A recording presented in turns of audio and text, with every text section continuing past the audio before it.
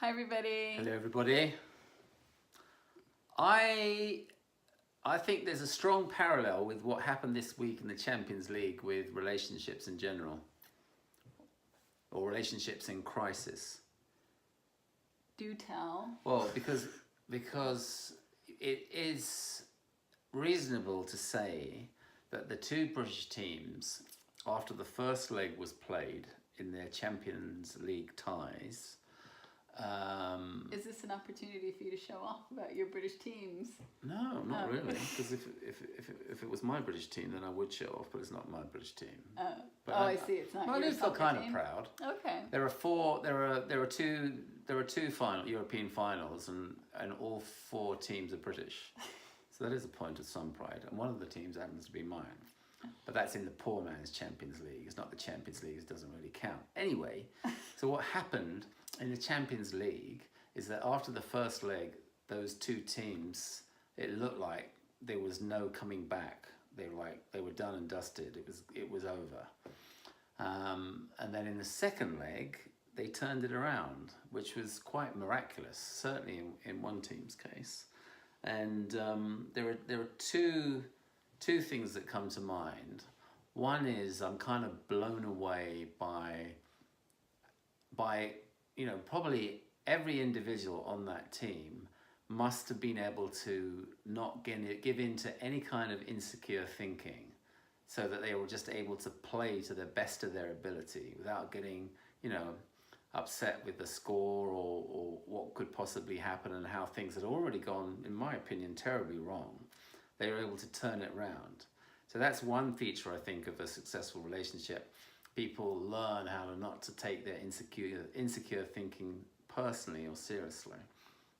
And the other thing that's really kind of cool is the idea that you can turn it around, because I think maybe most people who get into crisis in a relationship actually don't think that they can turn things around. But what's so cool is it's actually they're only ever one thought away from turning things around. And they believe there's no hope in sight, but it's just all about understanding. Yeah, well, I'm thinking about those times back in the day when I used to get very discouraged. And when I look back now, I can see that, yeah, I was taking my negative thinking seriously. Rather than seeing I was just in a really bad mood, I was thinking that I was seeing things accurately, and that how things looked when I was in a bad mood is how things were. And then because they looked so bad, I would start planning on how to remedy the situation, and it always seemed like getting rid of you was the way to remedy the situation. But then when I would get settled and get into a better feeling, it would be like, well, no, I don't want to do that. Yeah. But it was hard because I would go back and forth, and I never really knew what was really right. I felt like I was constantly vacillating.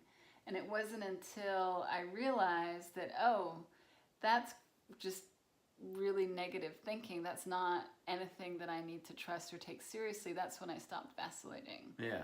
Yeah, I certainly vacillated, and I think back on those times, and it's kind of like now I realize that when I was in a low mood, I wanted to leave you, and when I was in a good mood, I wanted to love you. That might be a song, might be a title of a song in there somewhere. I think there is a song.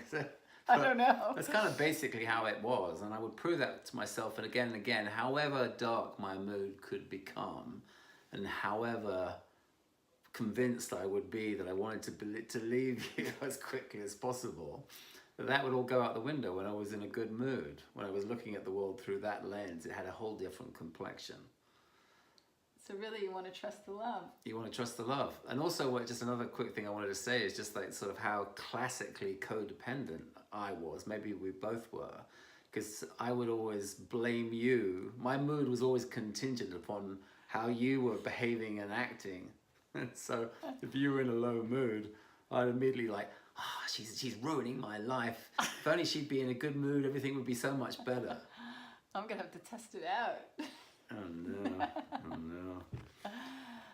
But that's kind of like the majority of, even when we work with clients now and you think you're making some headway, getting some traction with this understanding, and then they, for all intensive purposes, seem to be understanding the inside out nature of thought, then they'll suddenly turn around and say, yeah, but she does this and she never apologizes and he's always doing this and it's horrible. Isn't that horrible? And then you're kind of like feeling like you're going back to square one. But I think that's so human. I mean, it's even hard for me to see all the time that you don't cause my suffering. It's like a game of snakes and ladders. It is. You're in a low mood, you go down the snake. You're in a good mood, go up the ladder. That's 2 snakes and ladders and what is it, leave me or love me? Leave me or love me. Let's do a board game called Leave Me or Love Me. I like it. Well, have a great weekend, everybody. Have a great weekend. Bye. Bye.